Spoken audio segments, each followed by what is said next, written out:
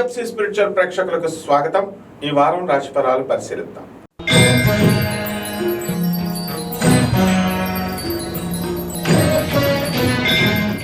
కర్కాటక రాశి. ఈ కర్కాటక రాశి వారికి మనకి కుంభంలో రవి బుధులు, మరి యొక్క శుక్రరాహువులు మీనరాశిలో ఉండడము, అలాగే కన్యలో కేతువు, వృషభంలో గురుడు. ఈ గ్రహ ప్రభావాల వలన మనకి కుజుడు మనకి ఆదాయాన్ని తెచ్చిపెట్టేటటువంటి భూ సంబంధమైనటువంటి ఆ కుజుడు మిథునంలో ఉండిపోవడం ఇవన్నీ కూడా జరిగినాయి. కాబట్టి కర్కాటక రాశి వాళ్ళందరికీ కూడా ఈ వారము ధైర్యము సన్నగిల్లడానికి అవకాశాలు ఉంటాయి. అలాగే వీళ్ళు కనుక ఒంటరిగా కనుక అర్ధరాత్రులు తిరిగినట్లయితే కుక్కలు కరవడానికి అవకాశాలు ఉంటాయి. కాబట్టి మీరు యాక్సిడెంట్లు కావడానికి అవకాశాలు ఉన్నాయి. కాబట్టి జాగ్రత్తగా వెళ్ళండి, వాహనాల వినియోగాన్ని తగ్గించండి. అలాగే ఈ యొక్క వ్యాపార లావాదేవీలు బ్రహ్మాండంగా ఉంటాయి. మీకు ఆదాయ వ్యయాలు మీకు పెరగడం అనేటటువంటివి జరుగుతాయి.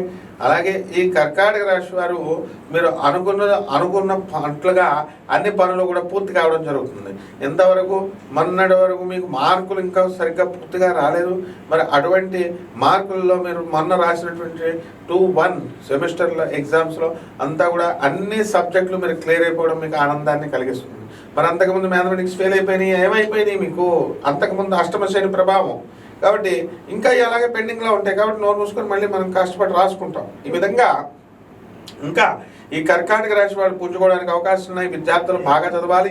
లాభంలో గురుడు ఉన్నప్పటికీ కూడా ఇంకా ఎక్కువ చదవాలన్నమాట. అలాగే విదేశాలకు సంబంధించినటువంటి విశ్వవిద్యాలయాల్లో మీకు సీట్లు రావడం జరుగుతుంది.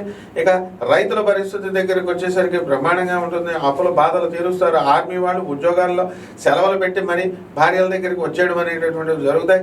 బార్డర్లో యుద్ధాలు అనేటటువంటి మనకి జరుగుతున్నప్పటికీ కూడా మిలిటరీ వాళ్ళు డ్యూటీలు అడ్జస్ట్మెంట్లు చేసుకోవడం జరుగుతాయి.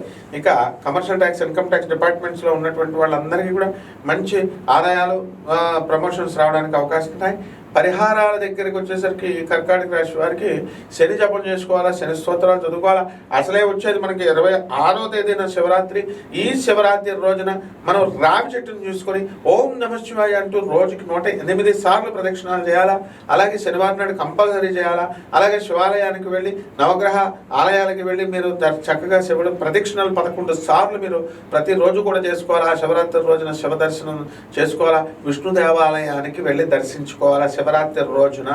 అంతే శివరాత్రి ఆలయం బాగా గట్టిగా ఉంటే, జనం ఎక్కువ ఉంటే అక్కడికి వెళ్ళి జనాన్ని పాడు చేయొద్దు. విష్ణు దేవాలయాల్లో కూడా సేమ్ ఫలితం మీకు వస్తుంది. చక్కగా విష్ణు దేవాలయం ఇంకా ఎక్కువ ఫలితాలు మీకు ఆ రోజు వస్తాయి. శుభమస్తు.